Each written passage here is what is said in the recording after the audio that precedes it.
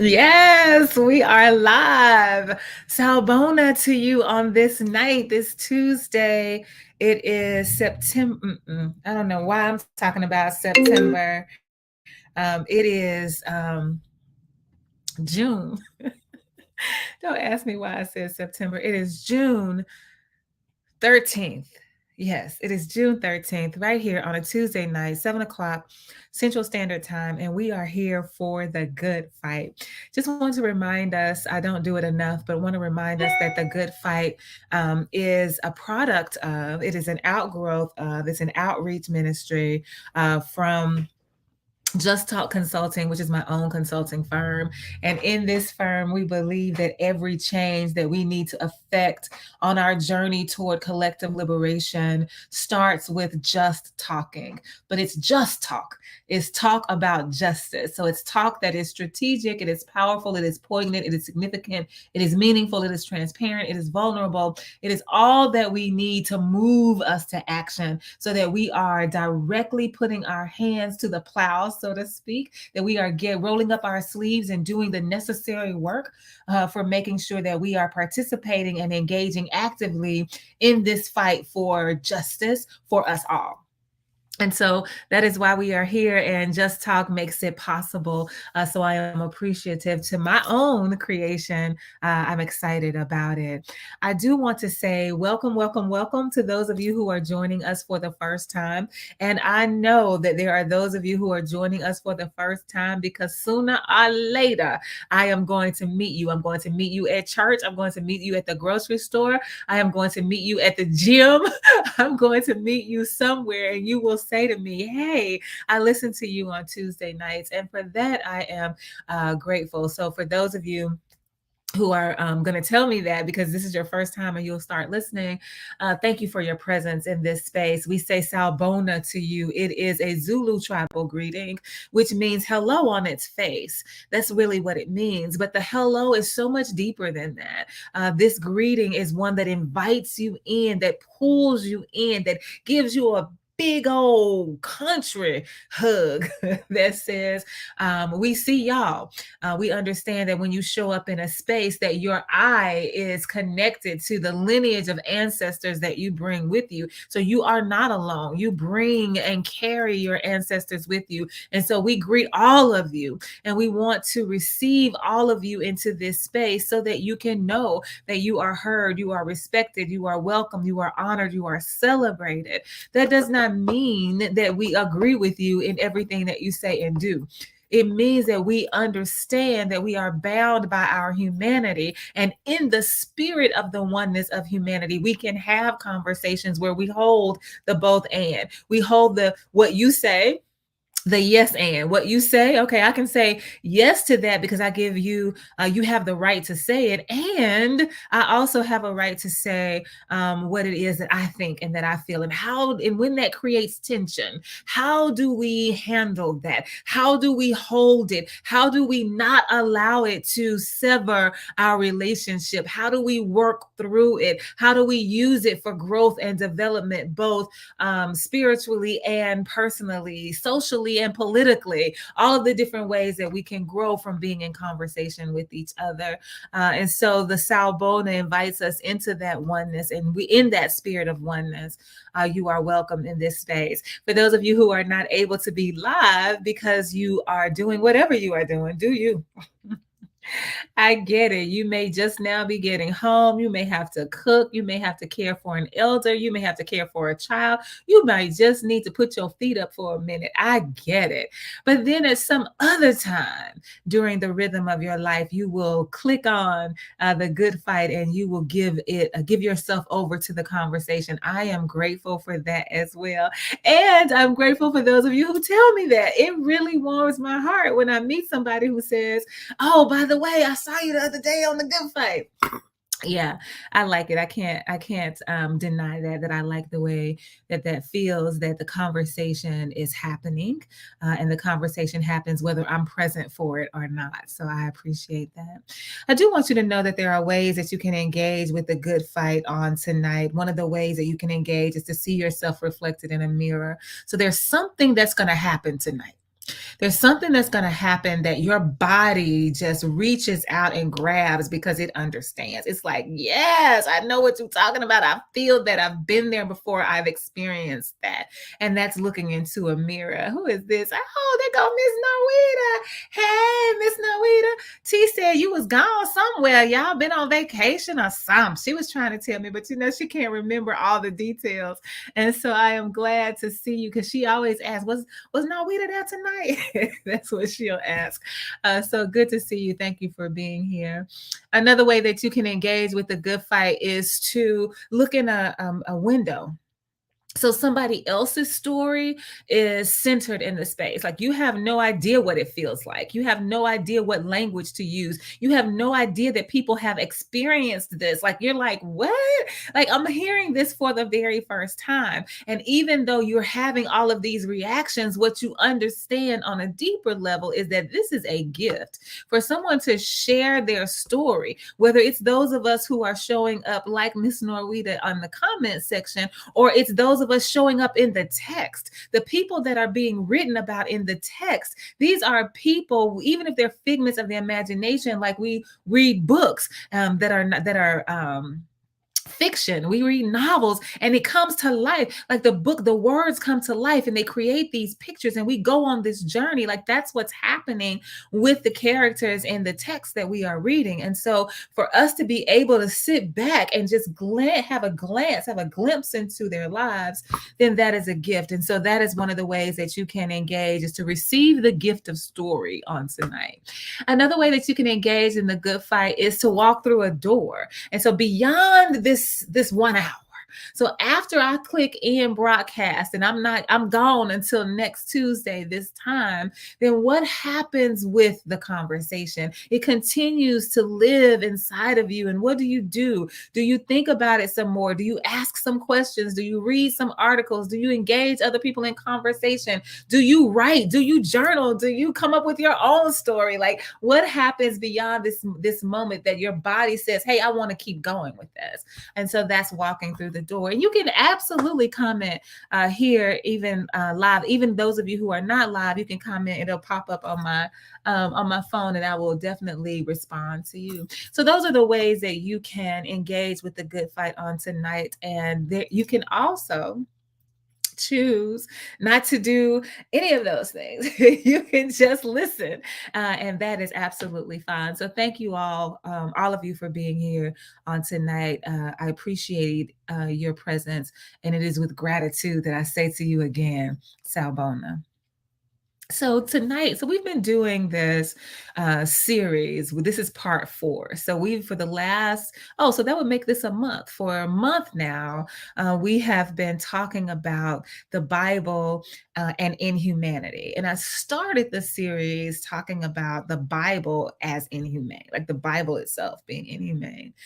And I got some pushback from that from a friend of mine who I'm in conversation with on a regular basis. And she said, Denise, sometimes you say things that just make me just like, I just don't understand sometimes the words that are coming out of your mouth, because you say the Bible is inhumane, and yet I know you study the Bible. Like I know you read the Bible. I know you are a preacher. You actually get up and preach sermons about the Bible. So if you believe that the Bible is inhumane, then why are you drawn to it? Like, why do you spend so much time with it? Like, why do you take the opportunities to teach and to preach and to have conversation about it? Like, what is that about? And so I was thinking about that, and I was like, I guess that's a good question to ask. Well, all questions are good questions if you ask me. Some of them have more simple answers than others. Some of them have more obvious answers than others. But I don't think that there's a question that I would ever deny someone asking, right? I can choose. I have power over whether or not to answer. But I wanted to sit with that for a minute and say, there is some validity to the question, right? Like, is it that I'm saying that the Bible itself is inhumane? Like, is that really the message that I'm trying to send? I've been struggling with this since we started. Like, is that the message?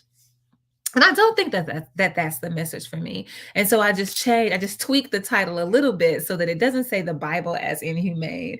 It says inhumanity in the Bible. And so we can use the Bible to see, and we can find, and we can extract these texts. We can extract these pericopes, that part of the text that we are using for our conversation. We can call forth these stories where we can see inhumanity, where we can have conversations about it and invite each other to think more deeply about what it is that we are reading and what that means to us and what it does to our bodies to have these stories, to receive these stories in them. And so that's how I think I'm gonna, if I don't know if this is the last one or not, but for tonight, that's what the title is: Inhumanity in the Bible. And this is part 4. And so we're coming from Judges chapter 19. And I have said this to you all on more than one occasion, that when I was in seminary, we were taught not to read more than 10 verses, because in 10 after 10 verses, people, we lose their attention. The attention span is short, and people are no longer listening, and they get tired. And so we want to make sure that we are keeping it short and simple for folks, so that they can have something to grab hold to, so they can walk out of the church with something that they can discuss with their neighbors or their friends or their family. But I have been breaking that rule for quite some time. And this story tonight, it's actually the entire chapter of Judges, which actually has 30 verses. So we may not make it through all 30 verses, because I'm not going to read the entire thing and then try to come back and talk about it. I don't think that that's always an effective way to have conversation. I remember this one guy at church one Sunday. He preached from like Matthew chapter 14 or something. I don't remember exactly, but it was like the whole chapter. And I remember saying to him, like, "You gonna preach from the whole chapter?" Like, it's not an easy thing to do, and I do not recommend it. So I'm not going to read the entire thing and then try to talk about it. I'm going to read it in bits and pieces and talk and invite us all into conversation. And I cannot wait to hear how the story unfolds for you.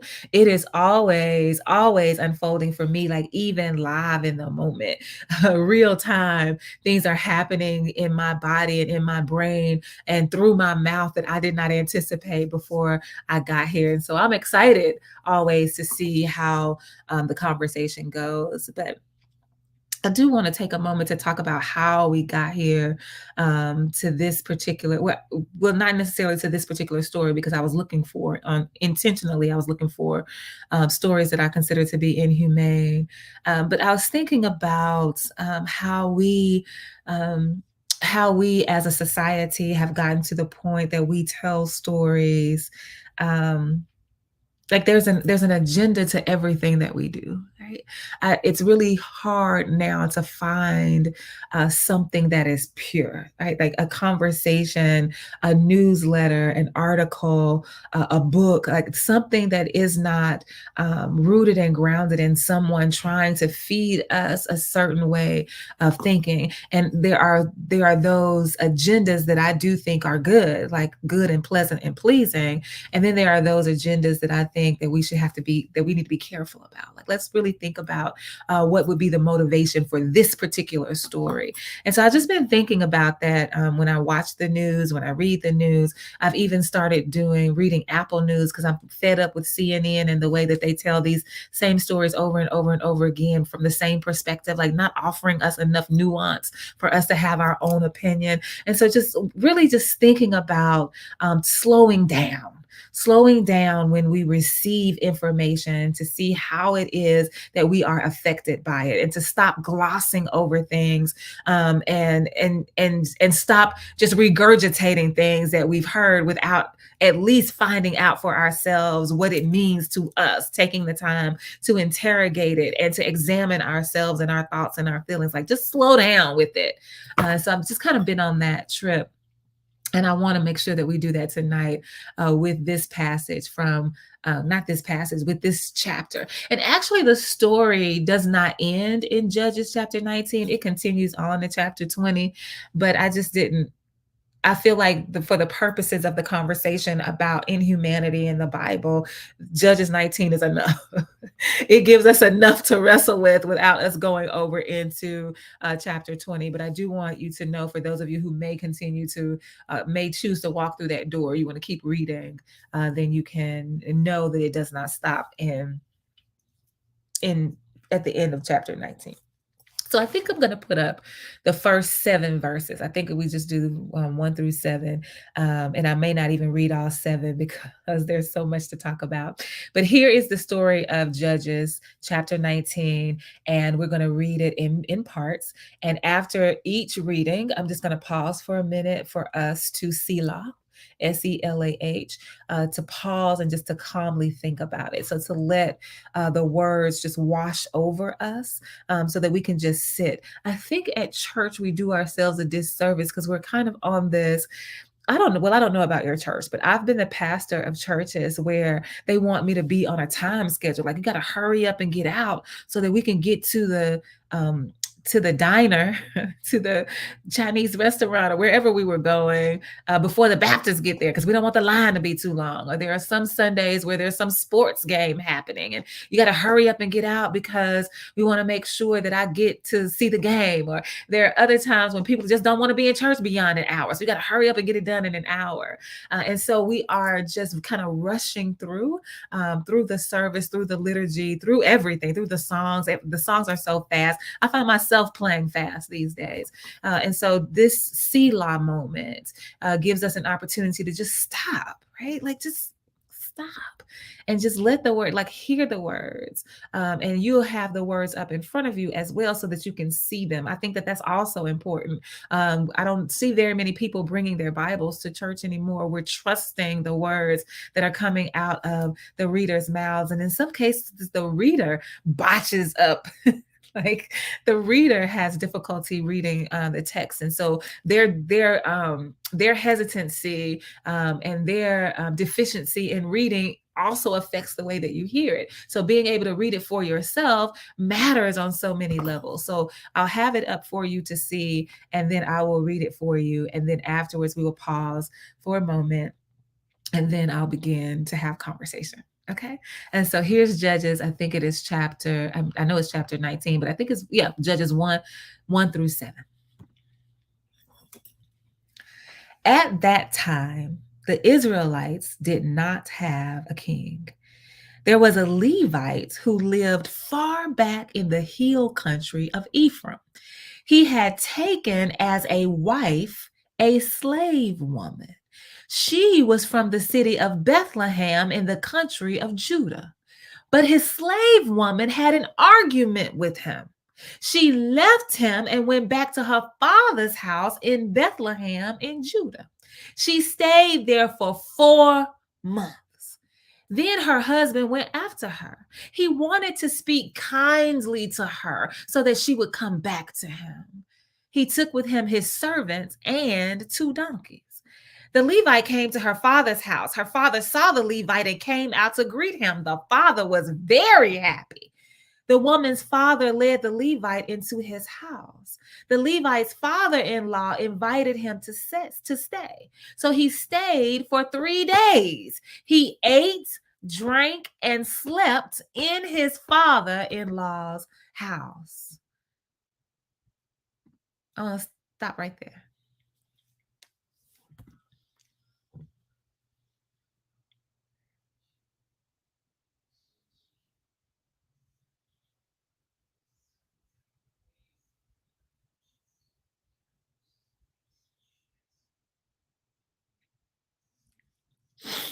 I almost I almost got caught up in my own excitement and forgot to Selah.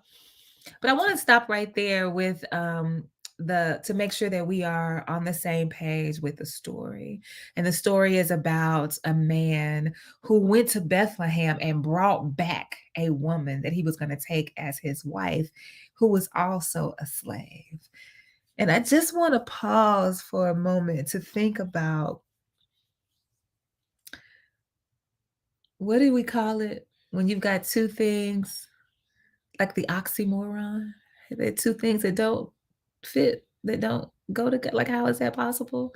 Um, Generally speaking, when we talk about the ancient times, if you have a woman who is a slave, then that woman is not also considered to be a wife.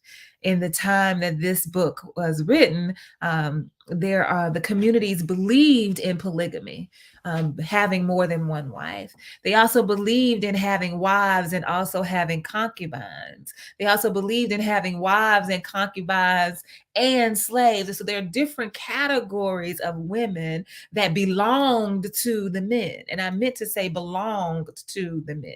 There are different categories. So if you were a wife, then that would put you at the highest level of womanhood, even though you were still considered to be property. You were still considered to belong to your father and then your husband. And you never had this sense of entitlement and empowerment to be your own person as a woman. You were always guided by, always shielded by, always having to have what was considered to be or was taught to be, or you were conditioned to believe was this protection, this head to cover you everywhere that you go. And so for the text to say to us that this is his wife and a slave, then that right there is not true. Like, it just doesn't happen like that. And so I started to put up, I started to use, oh, that was the easy to read version of the Bible. And I started to put up a different translation so that you can see them use the word concubine in the place of wife, in the place of slave. Some of them omitted the word slave altogether in this portion of the text, and some of them used the word concubine. But I decided to leave us with the easy to read version. And I did that on purpose. And the reason I did it on purpose was because I have shared and will continue to share with you that one of my favorite translations of the Bible is the easy to read version. And one of the reasons that I think that for me it has become my favorite is because it breaks it down to make it simple for us, because it is written with the person in mind who speaks English as a second language. So since this is not your soul's language, I want to make sure that I'm using words that you can readily grasp and easily understand, because I don't want you to get caught up in what's happening. I want you to be able to receive the story so that you can figure out how to apply its principles to your life. Like, that's supposed to be the whole purpose of whatever religion it is that we practice, that there are principles in place that can guide us into being the very best version of our human selves for ourselves and for our families, our friends, our communities, our neighbors, and the stranger that we meet. And so how is it that we can make it so that when you read this, no matter where you're from, no matter what language is your first language, your soul's language, here you are able to understand and grab hold to and move forward with? And so I felt like I really loved that, right? I love that you're going to break this down. So it just doesn't even have to be for the person who speaks English as a second language. Even for people who speak English as a first language, we need the Bible to be written and understood. I mean, written in a way that we can understand it, because those of us who are using the King James version of the Bible, because we are so conditioned to believe that it's the only true version.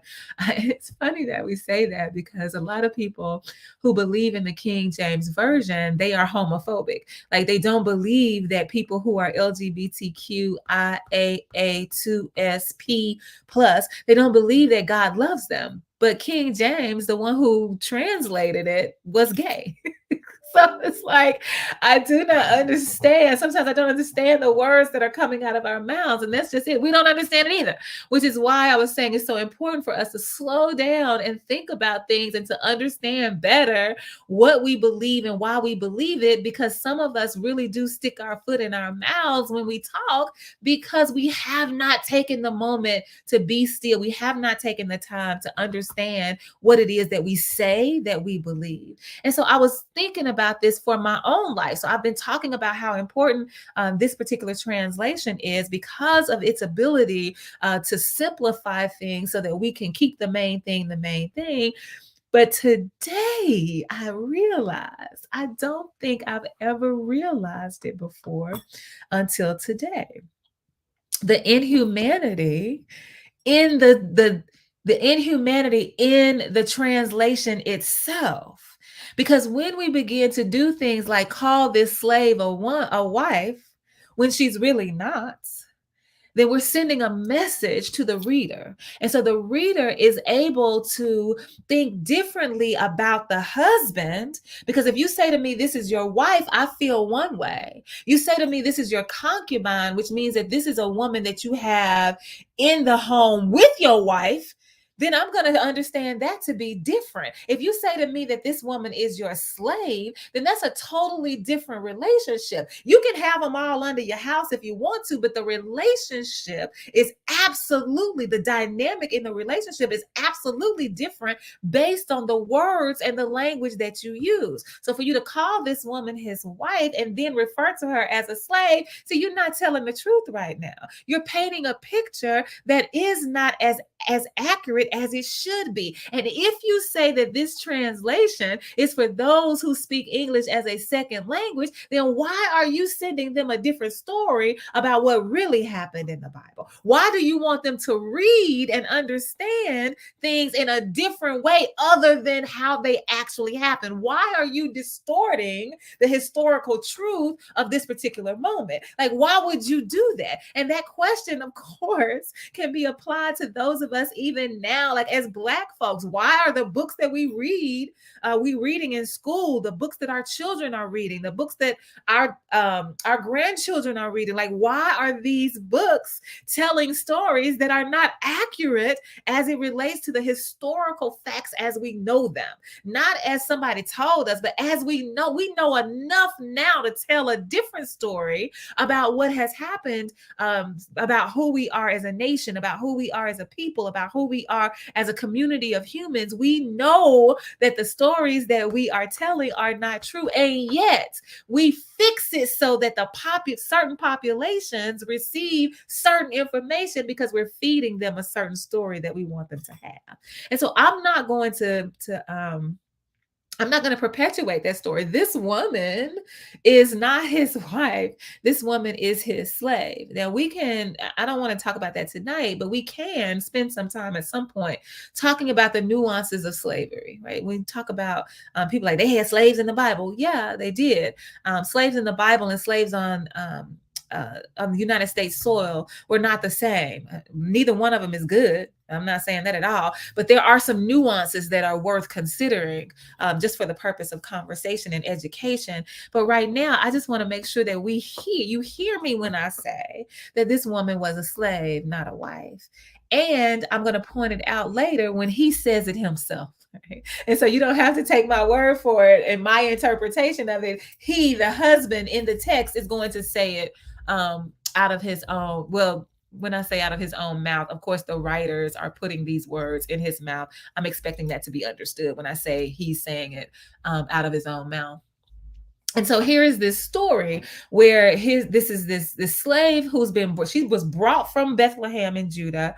He brought her to his home, and then they get into an argument. And watch this. This slave decides, I'm not back. Who you talking to? I love it, because a lot of us are being taught as people who come from ancestors who were enslaved. We are continued to be taught that we have no power, that our people had no power, that our ancestors had no power, that we still need white people to empower us. Like, we were being fed these stories the way they're feeding people this story. We're being fed these stories. And so to see this person who is in bondage, to see this person who has been treated as less than human, to see this person who recognizes their value and says, wait a minute, I don't care what label you give me. Let me tell you what you're not going to do. Let's talk about that. I say that to the children I work with during the school system when we're doing the social emotional learning. Sometimes we have that conversation. Now, here's what we're going to do when you come up in the front of the classroom. Here's what you're going to do. You're going to do 1, 2, and 3. Now, let me tell you what you're not going to do when you stand up in front of the classroom. You're not going to do 1 and 2, right? So we have that conversation. So she's like, look, I'm not dealing with this. I don't have to deal with this. I'm out. So she leaves and she's gone for 4 months. After 4 months, I don't know what gets into the man, but he decides he wants her back. Well, I can say I know what gets in what got into him. When we talk about women being concubines, when we talk about them being slaves, they are there for the sexual pleasure of the man. Like, he gets to control the bodies of these women. His wife too, but I'm talking in particular about this woman because she's not the wife, she's a slave. Some people are naming her concubine, and those words are important to use and to understand that these are extramarital relations. So you got a wife over here, but these are extramarital relations, and you can control the amount of sex, the kind of sex, the frequency of the sex, the debauchery of the sex, like however you want, like whatever you want to do, the man controls it. And so I can imagine that it's 4 months and he's like, wait, now where I'm missing my side piece. What do you want to call it? Side piece, mistress. I don't know all the words. I don't know, and I definitely don't know all the slang that we use for other women. But he's missing all of this. So he decides after 4 months that he wants to go. He wants to go and get her. So he goes to her father's house. Now, the father is excited to see him and says, come on in. I want you to come in. And I'm going to treat you with respect, right? I want you to come in. We're going to feed you. We're going to wash your feet. We're going to feed your donkeys because he has 2 donkeys with him. He has a servant and 2 donkeys with him. We're going to make sure that you feel at home. And I just wanted to pause for a moment because in the text, I wondered, now, if I've been gone as your daughter for 4 months and I come back, surely you're going to ask me, maybe not. I was going to say, surely you're going to ask me, but during this time, maybe they wouldn't because the woman, like, you don't really matter. But let's think about our relationships. If your child has been gone for 4 months and they left with a partner and they come back, surely somebody's going to say, where your partner? You by yourself? What happened? And when she says whatever she says that lets you know I had to get up out of there. So not necessarily that there's abuse, whether it's verbal or psychological. I don't know why she left. I know they had an argument. And whatever was said in the argument, she left. So that is important. And when this man shows up who said whatever he said to this daughter that made her say, I'm getting out of this house, the father says, oh my goodness, let me welcome you in. Wait, what? I would think that the father says, wait, we need to have a conversation. I need to know what you did to upset my daughter. I want to make sure that I take a moment to have a conversation with you because let me tell you what you're not going to do. Right? You're not going to come into my house and pretend like everything is okay and my daughter has come back by. You didn't even travel with her. You didn't even make sure that you didn't even check on her. You didn't even send a servant with her. And so when we talk about inhumanity in the Bible, I think sometimes we're expecting, maybe some people are expecting me to be like, oh, they killed somebody. Oh, no, this woman has been traumatized on some level. Do we stop to even ask her how she's feeling?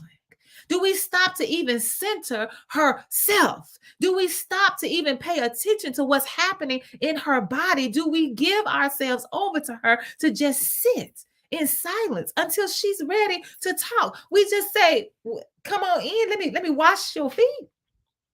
You and your servant, and we want to feed your donkeys. We just want to have a good time. Come on in here, let's eat and drink and be merry. That's what the father says to his son-in-law. Remember, this is not his son-in-law because the daughter is not his wife. She's his slave woman. That's who she is. And so this is happening in the first four, I think 4 verses. And so now let's pick up in verse 5. On the 4th day, they got up early in the morning. The Levite was getting ready to leave, but the young woman's father said to his son-in-law, eat something first. After you eat, you can go. So the Levite and his father-in-law sat down to eat and drink together. After that, the young woman's father said to the Levite, please stay tonight, relax and enjoy yourself. So the 2 men ate together. The Levite got up to leave, but his father-in-law persuaded him to stay the night again.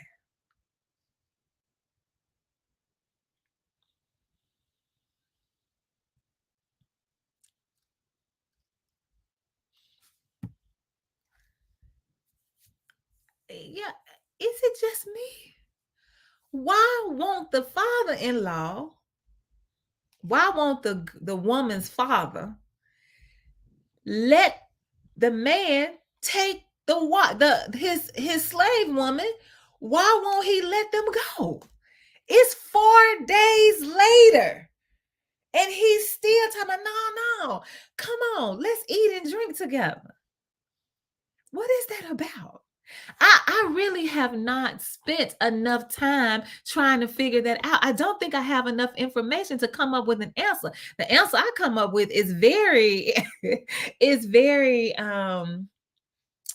what do I want to say? It's very sexual. I'm like, why you can't let this man go? Do you want him? You can't stand to see him leave. Like, are you lonely? Are you glad to have company? Like, what is happening? I don't understand this. But it's 4 days later. They are still there because the daddy will not let the man take the slave woman home. And so let's pick up after that with verse 8. Then on the 5th day, the Levite got up early in the morning. He was ready to leave. But the woman's father said to his son-in-law, eat something first, relax, and stay until this afternoon. So they both ate together again. Then the Levites, his slave woman, and his servant got up to leave. But the young woman's father said, it's almost dark. The day is almost gone. So stay the night here and enjoy yourself. Tomorrow morning, you can get up early and go on your way. But the Levite did not want to stay another night.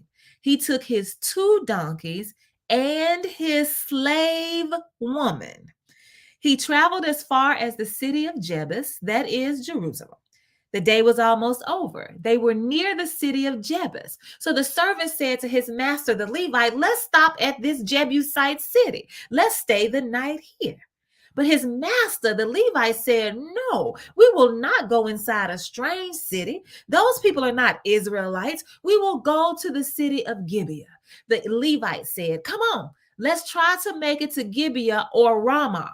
We can stay the night in one of those cities.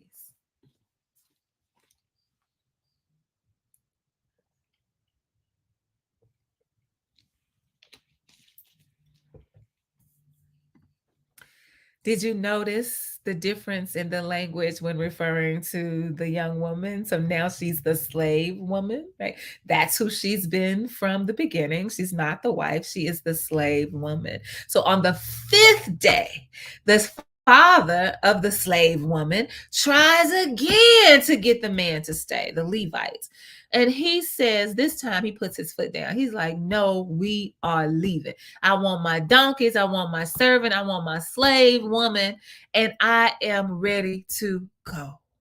And so they are so late leaving that they cannot make it to their destination. And he knew when he left, he couldn't make it to his destination, but it's okay because he wants to make sure that, he just wants to get out of there because he knows if he doesn't leave, it'll be another day and another day. Like he's starting to peep the father's game. Like I'm not, let's go on and get started because I don't want to end up staying another day and another day and another day. And so he gets to the place where he's about to reach Jebus. It's a Jebusite city. These are not Israelites, they're Jebusites. And so he says, no. The servant says, let's stay right here. He's like, no, we're not staying here. We got to get to somewhere where we know some folks. And I couldn't help but think, as I was reading this, I couldn't help but think of the travelers during that time. It made me think about the Green Book. I have not watched that movie, but I know what a Green Book is as a person who is a descendant of the African diaspora. When you think about our history as Black folks, particularly in the United States, how we were trying to travel, and because we are Black, we would be denied entry into places. We would be denied access to accommodations. We could also be denied our lives. Like our lives could be, we could be killed because people despised us so just because we are Black. So knowing where to stop, where not to stop, having food already packed, making sure that you go to the restroom when you're able, because you can't just stop and go just because your body is ready. And so I thought about this like a Green Book moment. Like he says, look, we don't know the people in Jebus. We're not, they are strangers to us. We don't know this city. We don't know how they're going to act. That just happened to me Sunday. Last Sunday, not this past Sunday, because this past Sunday was the 11th, but the 4th.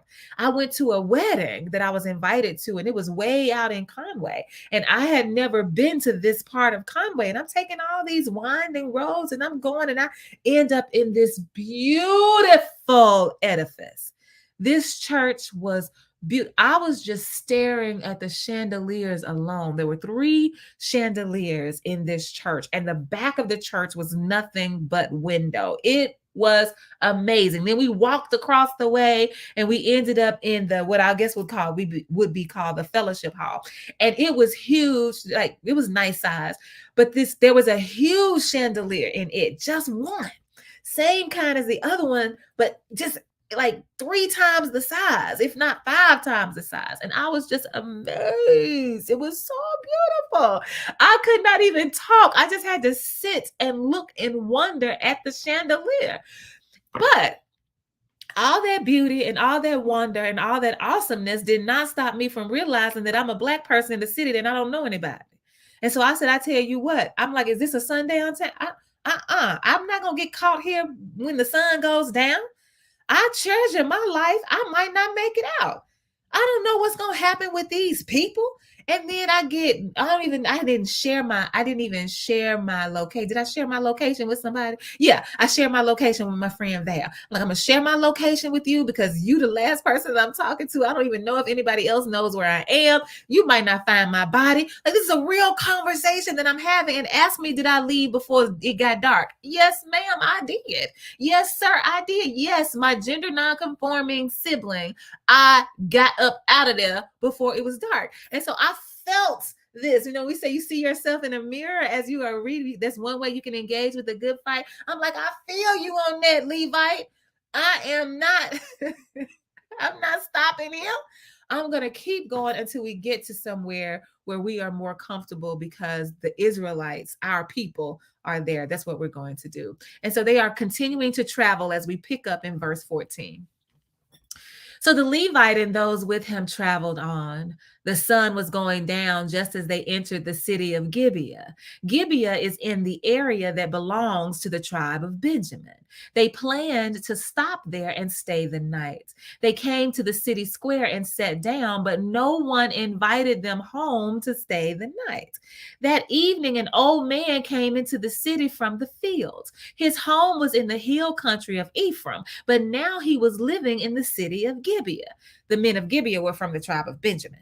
The old man saw the traveler in the public square and asked, "Where are you going? Where did you come from?" The Levite answered, "We have come from Bethlehem in Judah, where I went for a visit. Now I am on my way home, which is a long way into the hill country of Ephraim. I expected that someone here would invite us in for the night, but no one has. We already have straw and food for our donkeys. There's also bread and wine for me, the young woman, and my servant. We don't need anything."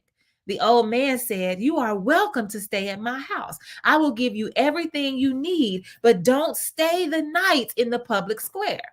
Then the old man took the Levite and the people with him to his house. He fed their donkeys. They washed their feet and then had something to eat and drink.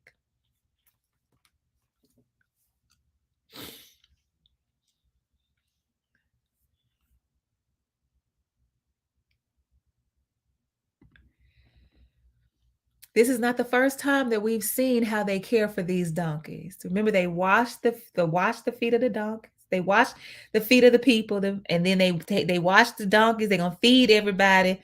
Make sure you're okay. During this time, it was very important to show hospitality to strangers.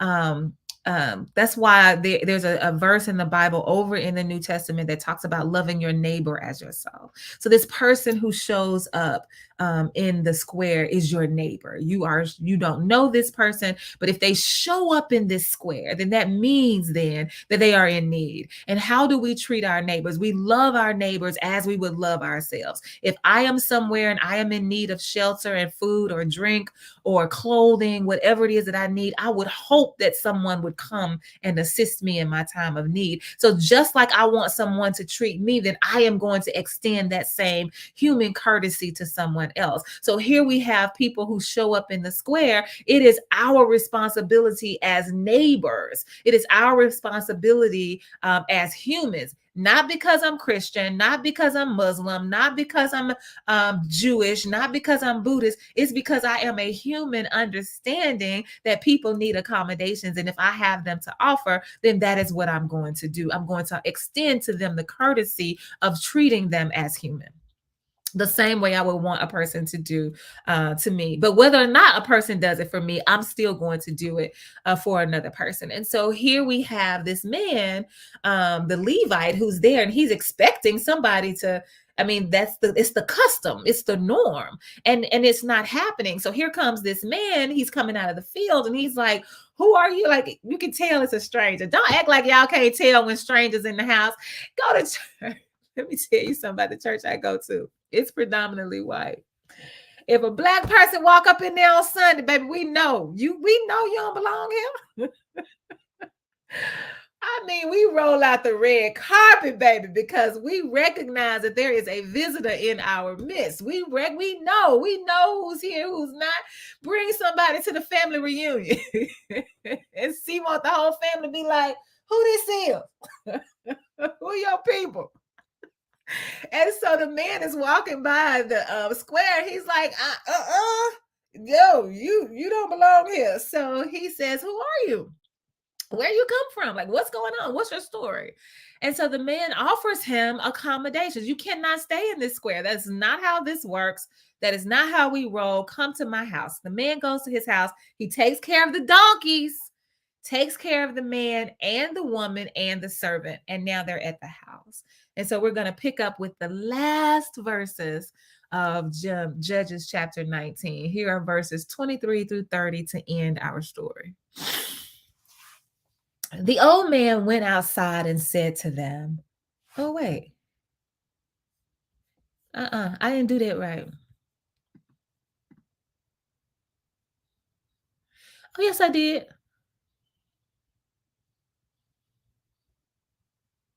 Yeah, then the old man, yeah. Okay, that's right.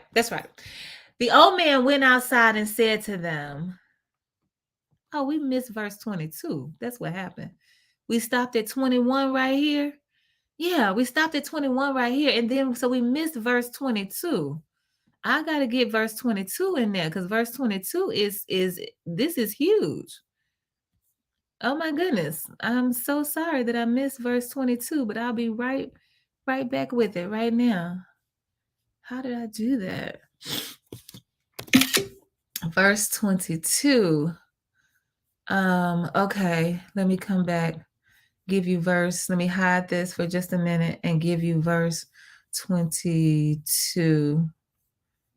It should be this one, I think.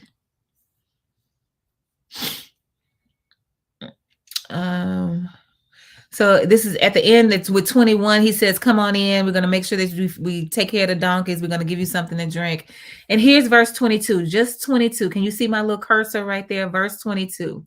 While the Levite and those who were with him were enjoying themselves, some very bad men from the city surrounded the house.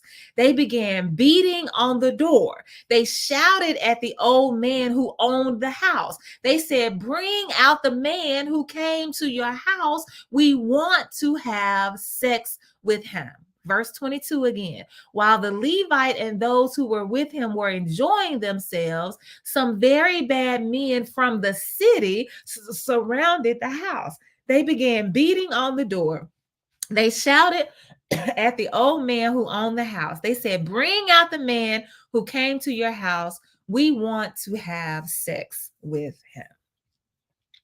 We're talking about inhumanity in the Bible. This is not the first time that we have seen a story where a visitor, a guest, a male guest, is in the square, is invited into someone's home, and that home is surrounded by all of the men in the city because they are demanding that the male who is in that house come out so that they can have sex with them. We talked about it, and it happens in Genesis. I want to say it's in chapter 19 too, but I might be wrong about that. But it also happens in Genesis where they talk about Sodom and Gomorrah. So many people read the story that this is why we know that people who are same gender loving, they use the word homosexual, people who are same gender loving, this is how we know because God burnt it down. And I don't believe that, not for 1 minute. And here's another reason. Here's one reason why, another story. The same thing is happening again. And this city is not going to be burned down. This is not Sodom and Gomorrah. We're over in Judges. They're not going to burn down the city. You have the same behavior happening again. This is inhumane that somebody is invited into a home to be sheltered, to be kept clean, to be kept safe for the night, just because they're strangers traveling through. And then you have the people who surround them and say, we want this person who's not of us. We want this person who's different, and we want to do whatever we want to do, and we want to desecrate their bodies. And again, it harkens back for me to my own history as a Black person, where you have Black people in their homes and the white folks show up, the Klan shows up, and they surround the house because they want a person that's in the house, and they want you to give them the person out of the house so that they can desecrate the body, so they can beat them and lynch them or rape them, like whatever it is that they want to do, and they demand that it happen right now. And so this is inhumanity that continues to show up in the Bible. This is at least the second time that we have had this conversation about a stranger who's just looking for a good night's sleep. I can't even rest my head because y'all want to harm my body. Why? This is about more than same gender loving. Why are these men looking to have sex with the men, with the man? It's always the man. They know it's women in there. They don't ask for the women. They could very well ask for the women, but they do not. There's something there that we need to explore and discover so that we can have a more rich and robust conversation than just saying God hate gay folks, because that's a lie. And so here's the last part, verses 20, what I was about to show you a few minutes ago. Here's the last part. So the old man went outside and said to them, "My friends, don't do such an evil thing. This man is a guest in my house. Don't commit this terrible sin. Look, here is my daughter. She has never had sex before. I will bring her out to you now. This man also has a slave woman. You can use them any way you want, but don't do such a terrible sin against this man." But those evil men would not listen to the old man. So the Levite took his slave woman and put her outside with them. They hurt her and raped her all night long. Then at dawn, they let her go. At dawn, the woman came back to the house where her master was staying. She fell down at the front door and lay there until it was daylight. The Levite got up early the next morning. He wanted to go home. He opened the door to go outside, and a hand fell across the threshold of the door. There was his slave woman. She had fallen down against the door. The Levite said to her, "Get up, let's go." But there was no answer. The Levite put her body on his donkey and went home. When he arrived at his house, he took a knife and cut her body into 12 parts. Then he sent the 12 parts of the woman to each of the areas where the Israelites lived. Everyone who saw this said, "Nothing like this has ever happened in Israel before. We haven't seen anything like this from the time we came out of Egypt. Discuss this and tell us what to do.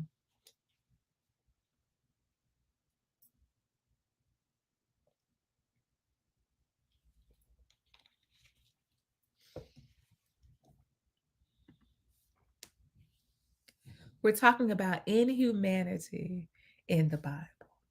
Remember, I mentioned the donkeys that they wanted to make sure they took care of.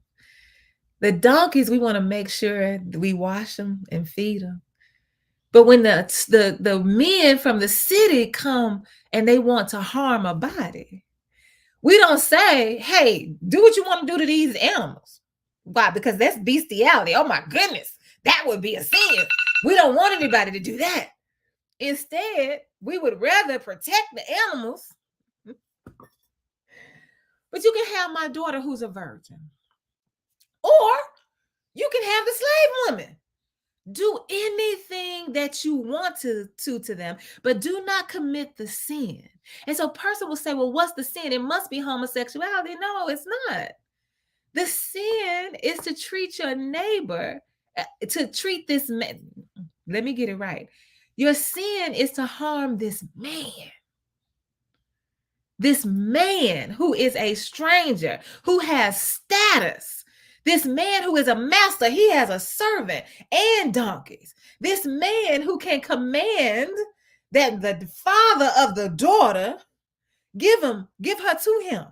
This man has privilege to come in here and conduct himself however he wants to. If you hurt him, you hurt all of us. We got to make sure that we don't do anything to harm his body. Now, the woman body, it don't matter. The slave body, it don't matter. But this male body, no. Oh, no. Men are sacred. Men are holy. It would be evil. It would be sinful for you to do something that harms a man. Think about the laws that we have in place that allow judges, when a man is accused of rape, sexual assault, sexual battery. When we've had these cases, I cannot think of the name of these young men right now, or better yet, I cannot think of the women are in these cases, but I know what I'm talking about, where the women have gone to court because they were raped, and the judge will be lenient with the male abuser because he says, "Well, we don't want to destroy his life. We don't want to mess up we want to think about his future." Y'all know what I'm talking about. So this inhumanity that we see playing itself out in our lives, we see it rooted in the source right here in the Bible. Do what you want to do to the woman's body. And you can do what you want to do to the slave's body. Don't matter to us. Just make sure that you hold sacred this male body. That's what's most important to us. The donkeys, we need to make sure we take care of them. And we need to make sure we don't damage or harm the men. But the women, we don't care about. To this day, women are fighting for equality. Yes. To this day. And white women are going to get the privilege first. So when we talk about equality and we talk about women's rights, we got to be careful there too, because white women are going to get the privilege first. They proved that with voting. They proved it with affirmative action. We continue to show the dynamics, the racial dynamics. We continue. And it's rooted in we can source it in the Bible. How we honor and celebrate men's bodies over women. The men that you see who are deciding about women's reproductive rights. These are men deciding how you're supposed to handle your body. And women are right. The women are voting for them. I'm not giving women a pass. I'm saying the ones with the political power are male and whites, and they are the ones making these decisions all across this country. The woman's body is not her own. You can do whatever you want to with it. And then so the Levite sends the slave woman out to be gang raped. They rape her all night long. I don't even know how she had the strength to get herself back to the door. She gets back to the door and she's up against it. Because when he opens the door, that's when she falls. Her arm falls. It says her hand falls across the threshold. And he, her husband, has the audacity to say, get up, I'm ready to go. Excuse me? She left his house for a reason. And so for the daddy to send her back, that's a whole conversation where we know that our women and our children, and in some cases our men, we know they're being abused at home. And you tell them it's better for you to stay married because God hates divorce. You tell your women to stay in these abusive relationships because you don't want people to find out. You don't want it to tarnish the man's name. You don't want people to talk about, you don't want to air your dirty laundry. So you keep people in abusive situations. And then you want to say it's God's will for your life. Stop lying. This is inhumane. And we find it in the Bible. So when you always talk about the Bible said it and that settles it, I don't think that the Bible is something that you should always stand firm on. Sometimes you have to look at the Bible and say, no, we're not doing that. We're not going to continue to teach this and preach this and live this and accept this. We're not. We're stopping it right now. Cuts up her body and he wages war with the Israelites because he mad. How dare you kill my slave woman? You could rape her all night, but how dare you kill? This is my property. And so I'm mad about my property. And so I want to fight you. Sound like the Civil War to me? What? You gonna take the black people away from us? What? That's our property. We finna fight you. Still fighting today. The Bible, inhumanity in the Bible, Judges chapter 19. That's what I wanted to talk to us about today. Maybe we'll talk about more inhumanity next week. I'm not really sure, but so glad that you joined us. I hope to see you again next week. Yeah, y'all, T is here. I know y'all don't believe me, but she is here. She just hasn't shown up for the good fight. She might come. She'll watch it tomorrow. She does that. She might come next week. We shall wait and see. Bye, y'all.